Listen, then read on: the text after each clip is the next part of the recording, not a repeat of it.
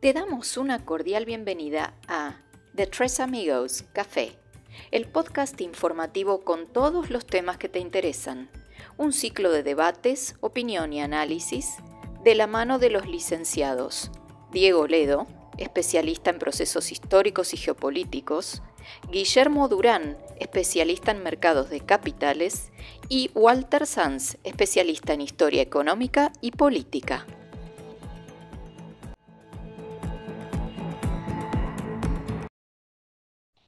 Bueno, bienvenidos a todos a un nuevo capítulo de Tres Amigos Café. Hoy vamos a hablar de un tema que está siempre vigente, por lo menos en nuestro continente, que es la Revolución Cubana y la actualidad, más específicamente la actualidad de Cuba, cómo está ese hermoso país, pero casi 66 años después del triunfo de la Revolución. Así que para empezar, voy a saludar al resto del equipo. Guille Durán, ¿cómo estás? ¿Qué tal? Muy buenos días. Acá, qué tema que nos toca hoy, ¿no? La actualidad de Cuba, con escasez de alimento, apagones, éxodo de habitantes, una pobreza que fue creciendo vertiginosamente y ya llega casi al 90% de la población. Pero bueno, vamos a extendernos en estos temas ahora. Es así. Eh, Walter Sanz, ¿cómo estás? ¿Qué tal, Higuito? ¿Qué tal, Guille? ¿Qué tal, gente? ¿Cómo les va a todos? ¿Cómo están? Muy bien, muy bien. ¿Todo, Acá, todo bien? a la espera de este tema picante y lindo de tratar. Walter, ya que estás con la palabra, ¿qué nos podés contar brevemente del arte de tapa de hoy? Bueno, hoy nuestra producción otra vez se lució, tomó un trabajo presuntamente de Andy Warhol sobre el Che Guevara. Ya había Warhol incursionado con Marilyn Monroe, Sopas Campbell, y viene acorde Revolución Cubana y anticlasista, ¿sí? Porque este cuadro Warhol buscaba que fuese popular, accesible a toda la gente, temas populares como la sopa Campbell, en este caso el icono del Che Guevara. Así que un trabajo para las masas que no fue de él, porque lo hizo un asistente en el año 68, poco tiempo después de la muerte del Che. Lo hizo para ganarse unos pesos hasta que Warhol se dio cuenta que lo estaba vendiendo por su cuenta y le exigió el reconocimiento. Así que Warhol le puso la firma y empezó a cobrar los dividendos por el trabajo que no había hecho él. Pero bueno, cosas de la vida. En la parte superior, de izquierda a derecha, está retocada esta imagen. Tenemos a Camilo Cienfuegos, luego a Juan Almeida Bosque, a Fidel Castro, y en la parte inferior, de vuelta de izquierda a derecha, a Raúl Castro, a Miguel Díaz Cané y al Che Guevara. Así que bueno, breve explicación de este arte de tapa para el día de hoy, Guito. Perfecto, perfecto, muy interesante. Bueno, para empezar a hablar, hacemos una brevísima síntesis histórica para los oyentes. Para poder entender el presente de Cuba hay que hacer un poquito de historia, pero lo hacemos muy, pero muy brevemente. Recordemos que Cuba estaba gobernado por una dictadura, la de Fulgencio Batista, antes de la revolución. Eh, Estados Unidos prácticamente tenía el control total de la economía cubana. Cuba era algo así como el patio trasero donde todo lo que no se podía hacer en Estados Unidos se hacía en Cuba, juego clandestino, prostitución. Una Cuba con una población de mayoría analfabeta, sin acceso a la salud, solo una pequeña oligarquía privilegiada que vivía en La Habana, vivía con bastante lujo, con bastantes comodidades, pero eran aquellos que estaban cercanos al gobierno de Batista. En este contexto, un grupo de jóvenes liderados por Fidel Castro va a iniciar una rebelión contra la dictadura de Batista.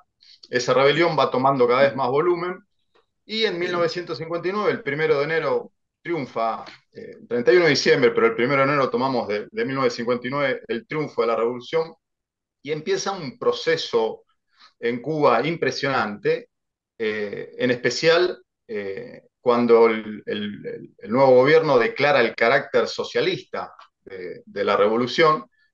Obviamente, recordemos que estamos en plena Guerra Fría, por lo tanto, Cuba se va a aliar a la Unión Soviética, va a ser su principal aliado, va a nacionalizar todas las empresas extranjeras, de mayoría norteamericana, que había en Cuba. Esto va a poner a Estados Unidos como su principal enemigo y va a comenzar un enfrentamiento que hay que contextualizarlo en el marco de la Guerra Fría también. Era un enfrentamiento entre Estados Unidos y Cuba, pero era también un enfrentamiento entre Estados Unidos y la Unión Soviética, entre el capitalismo y el comunismo, si se quiere, lo podemos ver de varias maneras.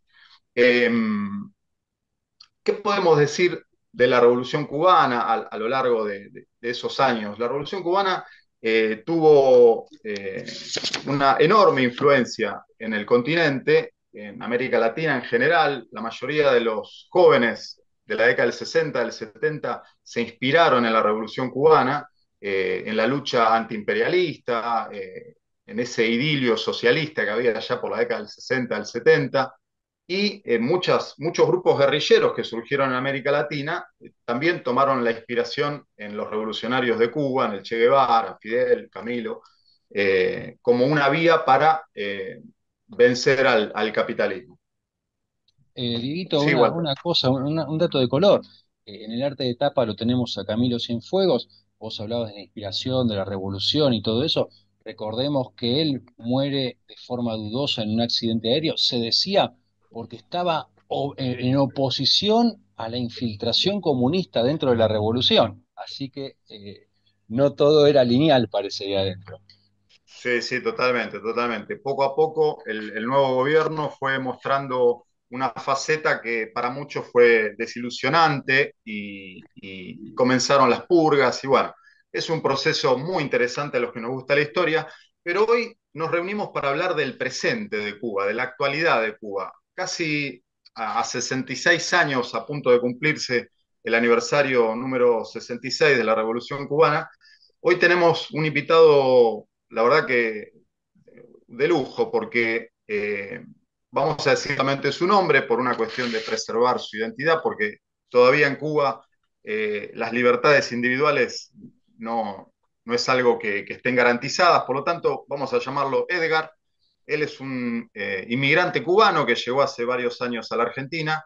Eh, ¿Por qué es tan interesante entrevistarlo a Edgar? Porque Edgar no solo nació en Cuba, se crió y se educó en Cuba, sino que también formó parte de la estructura política del Partido Socialista Cubano y tuvo cargo jerárquico, él estaba con un puesto bastante importante y él empieza a ver situaciones que no le cierran, comienza a plantear estas situaciones que les parecían incongruentes con la filosofía de la revolución y eso le hizo ganarse muchos enemigos allí.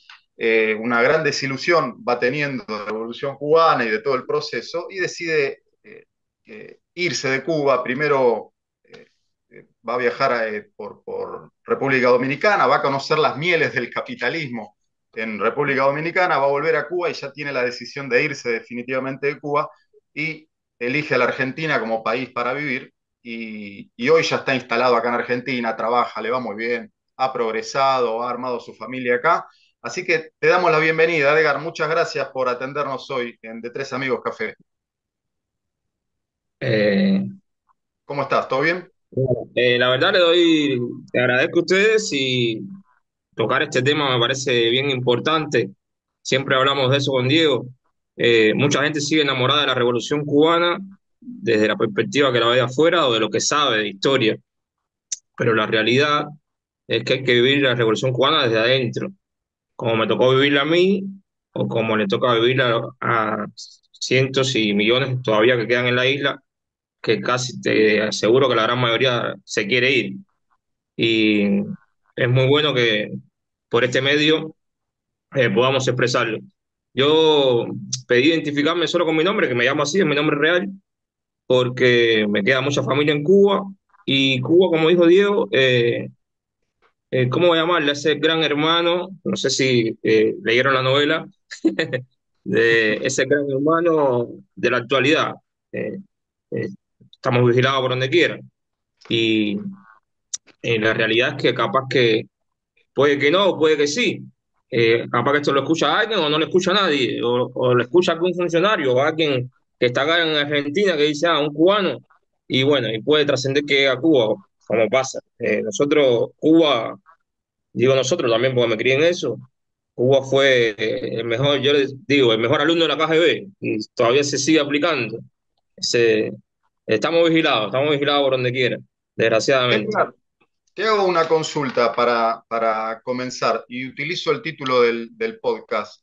Brevemente, Cuba, hoy en día, ¿a qué se parece más? ¿A un paraíso socialista o a una dictadura autoritaria? Imagino tu respuesta, pero estoy obligado a preguntarte. Bueno, hoy por hoy, puedo decir afirmativamente, hace mucho tiempo ya, pero bueno, hoy se ve más de manifiesto. Cuba se convirtió en una dictadura hace mucho tiempo, pero hoy está fehaciente la dictadura. Eh, a grandes rasgos, ya no es un sistema, ellos le llaman socialista, pero ya es un híbrido que no se sabe qué realmente es, pero el calificativo que sería correcto sería dictadura. Una dictadura. Walter, ¿querés hacer alguna consulta? Porque no te estoy Sí, viendo.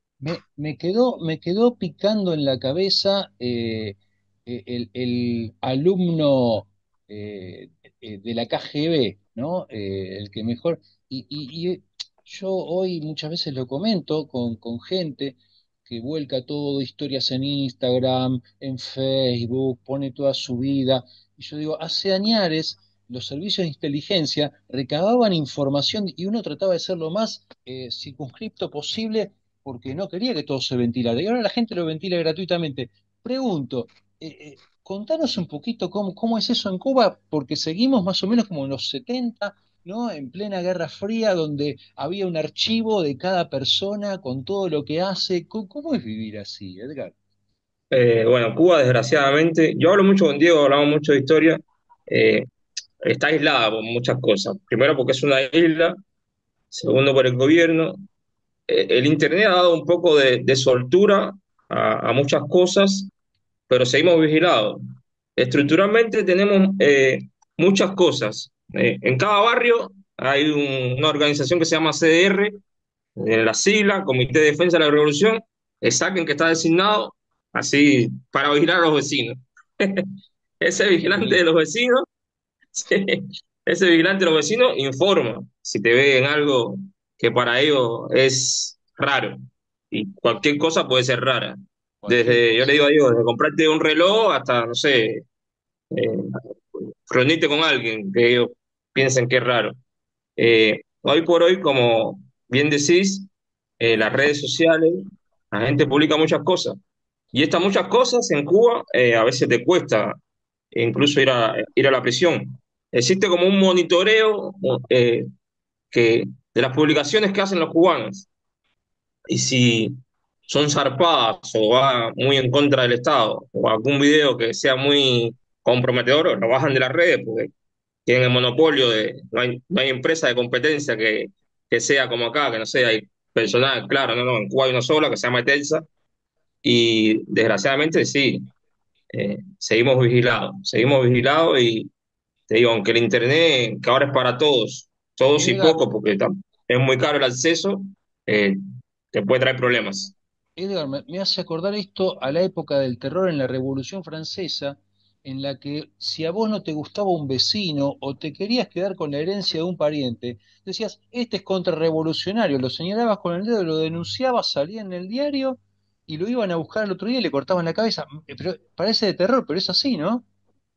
Bueno, sigue siendo así, aunque hoy por hoy la mayoría de la población cubana sufre una gran decepción del sistema, se multiplicó mucho la gente que está en contra del sistema, sigue habiendo, sigue existiendo personas que quieren el sistema y lo defienden. Yo siempre le explico a Diego, es una estructura, esta gente vive bien dentro de la gran pobreza de la gran mayoría de la población, esta gente tiene privilegios, tienen prebendas que le otorga el gobierno.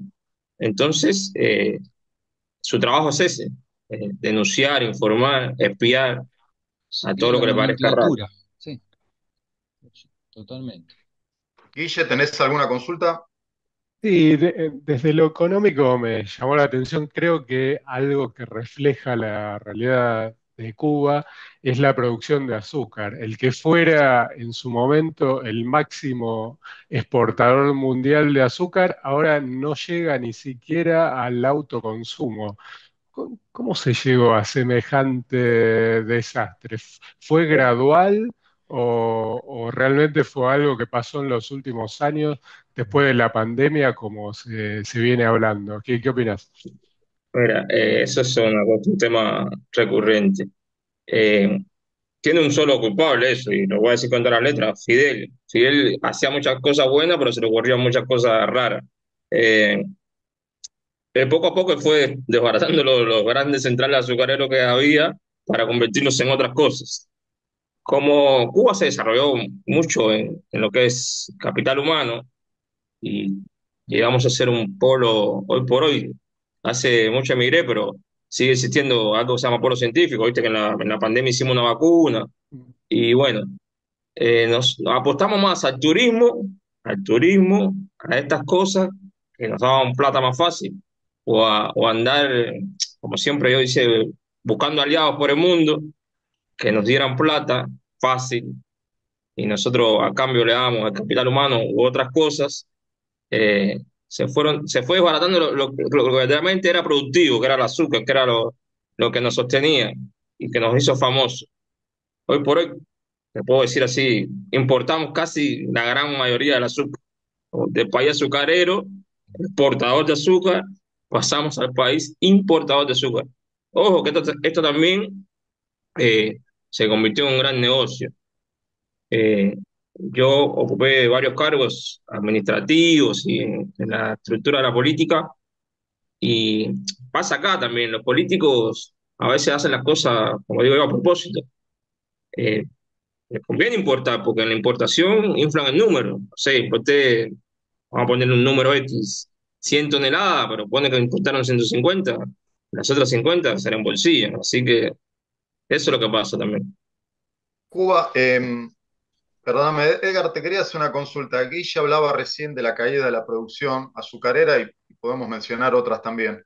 Y en buena parte tiene que ver con la ineficiencia del sistema y esa ineficiencia en gran medida tiene que ver con la corrupción, porque una cosa es la narrativa de la revolución y de la filosofía revolucionaria y la vocación de servicio y la comunidad, y otra cosa es la realidad de la naturaleza humana, que no importa el sistema, si es capitalista o socialista o el que fuera, la corrupción siempre está.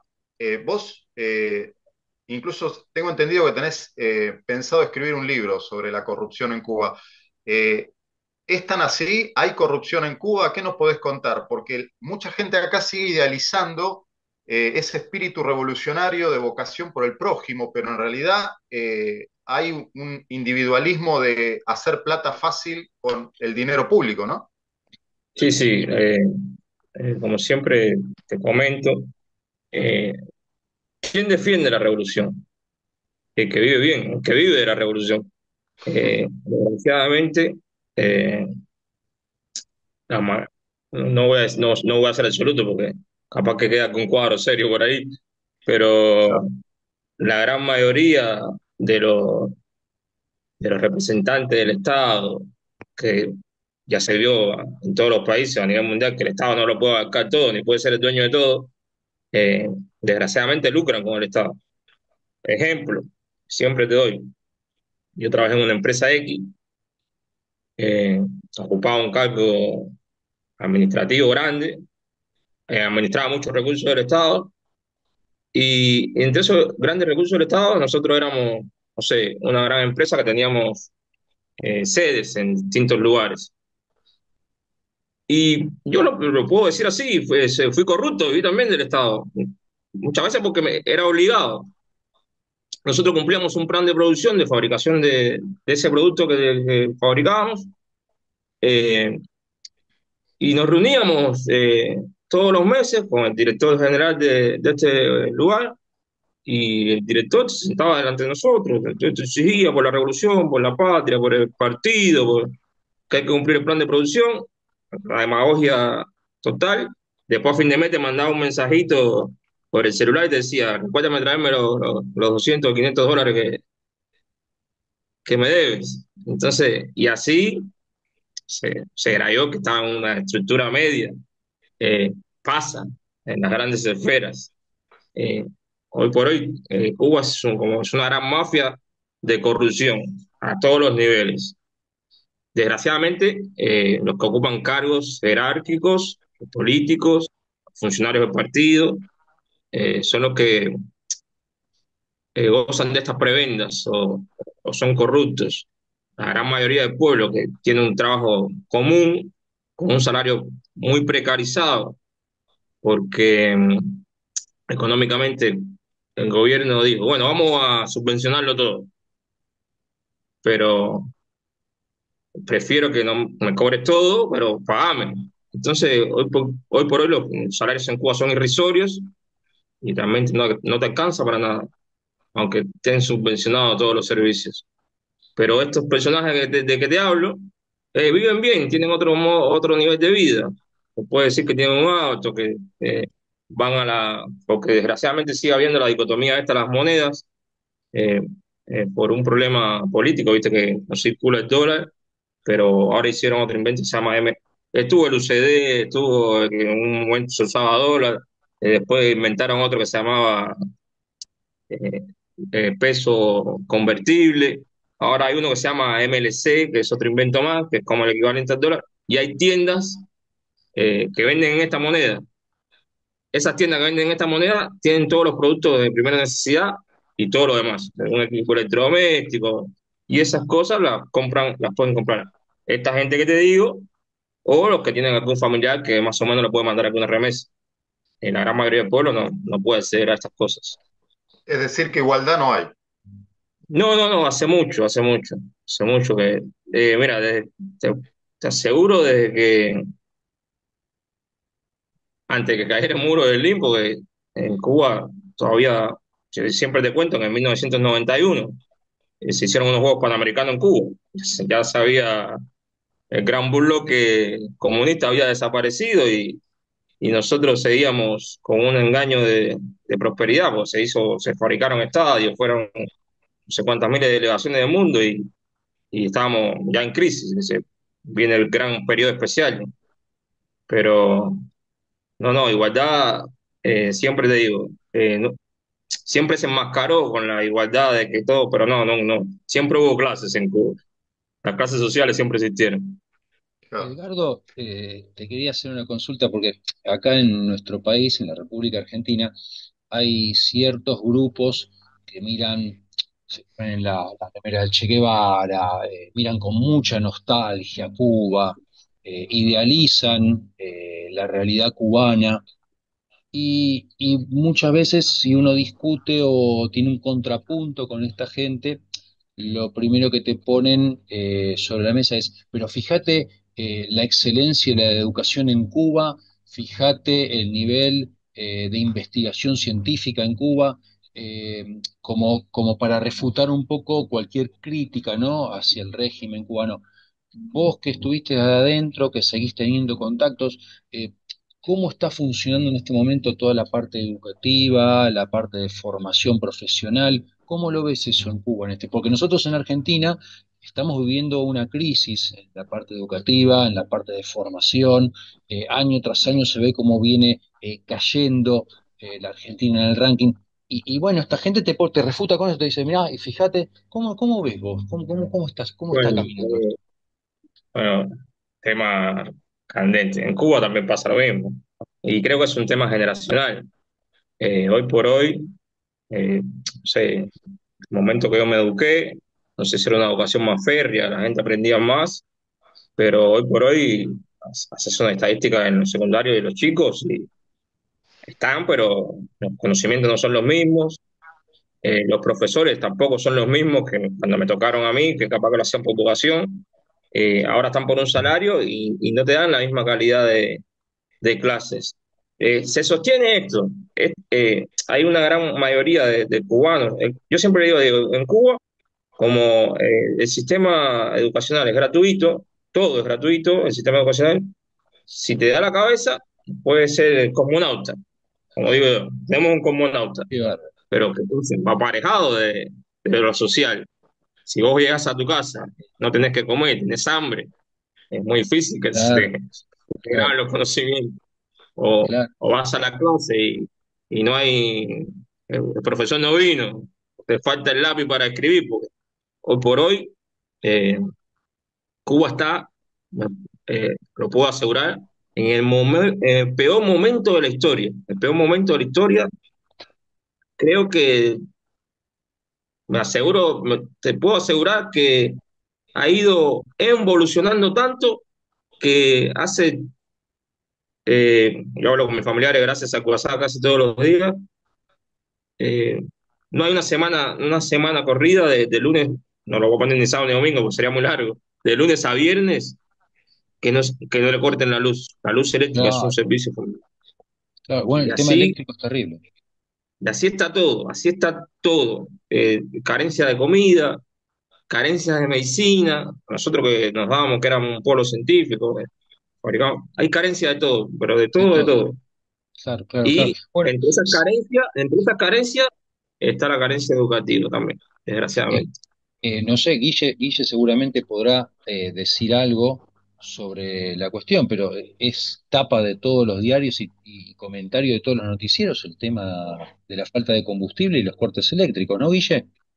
Sí, tal cual, que ya empieza a afectar al turismo, que era la gran fuente de ingreso de Cuba, ¿no? Porque al no haber suficiente combustible es imposible alquilar un auto o los insumos básicos que los turistas demandan en cualquier zona no los van a poder conseguir.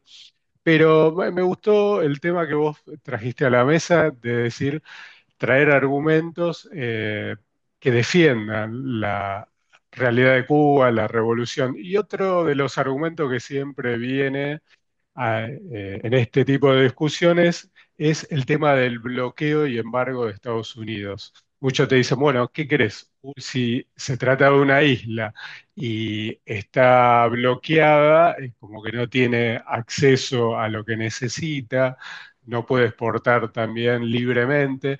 ¿Es realmente así? Pues a mí me parece que Y es, Guille, un argumento fuerte ese, que te ponen los defensores de la sí, revolución. Te dicen, ¿y qué querés si la están bloqueando de hace cuántos años? Es un argumento fuerte. claro. Bueno, vamos a ver qué dice Edgar al respecto. Eh, un buen tema es. Desconocer el embargo, el bloqueo, es ser iluso. Existe desde 1900, creo que de 1962 para no ser. Y después fueron apareciendo varias leyes que lo fueron recrudeciendo. El bloqueo, desgraciadamente, existe y afecta mucho a Cuba. Yo siempre le digo a Diego que este embargo, bloqueo, se convirtió en un gran negocio para Cuba, es decir, para los que gobiernan Cuba y para los de Estados Unidos. Es el negocio redondo. Negocio redondo porque Cuba, los gobernantes cubanos ponen la excusa, estamos bloqueados.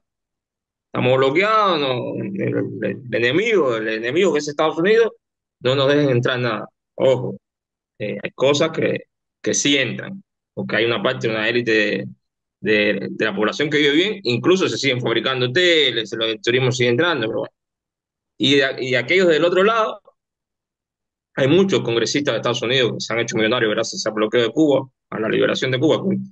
Desde todos los años existe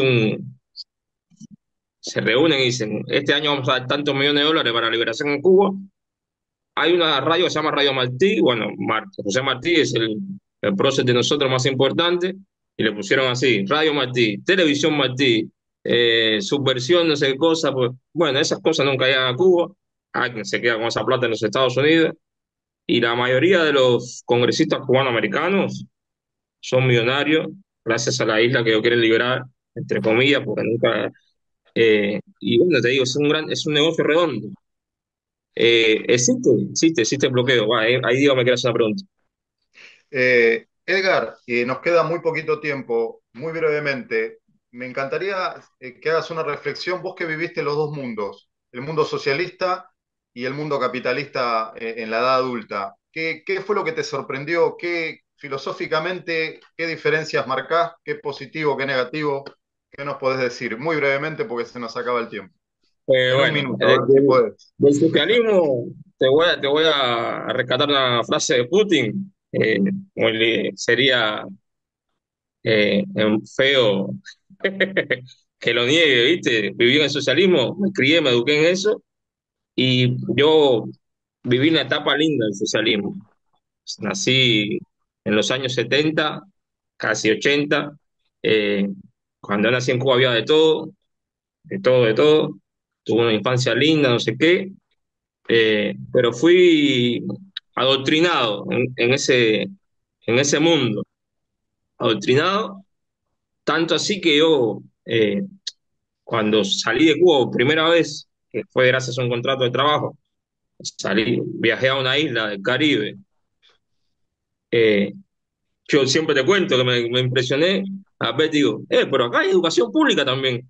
Porque para mí entender, donde único había educación pública era en Cuba, porque me adoctrinaron en eso. Este es el país que te da todo gratis, la educación es pública. No, viajé a otro Te lugar, tenían engañado claro, más o menos. viajé a otro lugar del mundo y me di cuenta que había educación pública, había salud pública, la clase obrera vivía. Esto fue una de las cosas que me hizo decidirme emigrar. Eh, yo digo, bueno, yo trabajando. El capitalismo tiene eso, hay que trabajar. Yo siempre le cuento a Diego que acá tuve uno o dos trabajos y siempre la gente dice, en Argentina no hay trabajo. Sí, está difícil, hermano, conseguir trabajo, pero si buscas, bueno, hay que encontrar. A lo mejor no es lo que te guste, pero siempre algo te va a aparecer.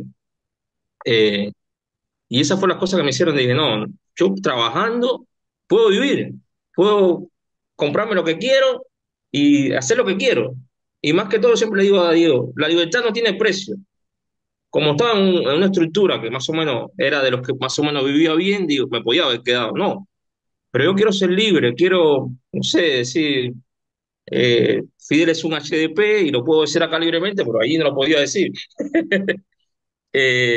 Acá, el capitalismo, bueno, nosotros, ustedes que nacieron acá, lo vivieron más que yo, tiene sus cosas, pero Argentina es un país lindo, comparado acá donde vivo ahora, y estamos mal administrados, por supuesto. Con todos los recursos que tenemos tendríamos que ser mucho mejor, pero eh, bueno, me quedo con el capitalismo, me quedo con el capitalismo. Entonces, Lapidario lo tuyo, lapidario. me quedo con el capitalismo porque eh, pese a todo lo malo que tiene, porque tiene muchas cosas tan malas también, eh, podés ir en un movimiento ascendente.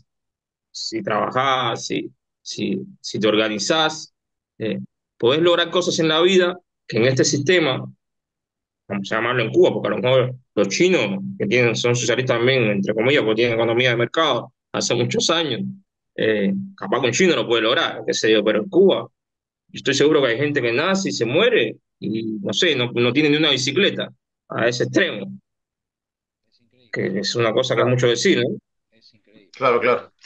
Edgar, lamentablemente se nos acaba el tiempo, la verdad que estaría para hacer 3 o 4 reuniones más porque quedan un montón de temas en el tintero, tal vez más adelante podemos repetir y continuar con la entrevista porque es interesantísimo. Te queremos agradecer muchísimo por tu participación, por tu tiempo. Sabemos que es de valientes animarse a hablar, sobre todo porque vos vas y venís, así que sabemos que no es fácil para un cubano poder criticar y después volver a entrar a la isla. Así que te agradecemos por este acto de valentía y de socializar y de compartir tus experiencias. Así que muchísimas gracias y tenemos que cortar porque se nos acaba también la reunión. Saludos, Walter. Saludos, Guille. Saludos, Diguito, saludos. Saludos, muchas gracias a Edgar por Cuando ustedes concedernos la sea por este entrevista. lado. Muy agradecido. No, agradecidos a ustedes y espero que sirva a los enamorados de la Cuba socialista que abran los ojos. Sacarles el Bueno, antifaz. Bueno, bueno, muchas gracias, muchachos. nos vemos, chicos. Será hasta la próxima. Gracias, Edgar. Adiós, adiós, Gracias. adiós, que tengan un buen día. Edición y producción artística MSRS Uncanny. en YouTube, @Uncanny333. Si te gustó el podcast, dale like y suscríbete. Es totalmente gratuito. Gracias por escucharnos.